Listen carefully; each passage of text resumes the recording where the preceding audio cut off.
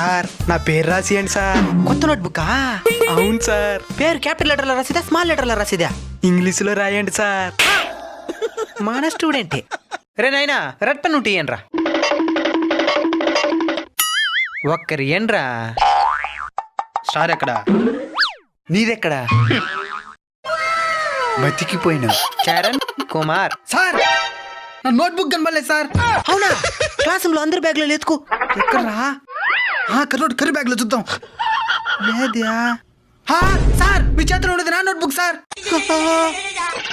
ఏమిరా? సార్ ఈ నోట్బుక్ నాదే సార్.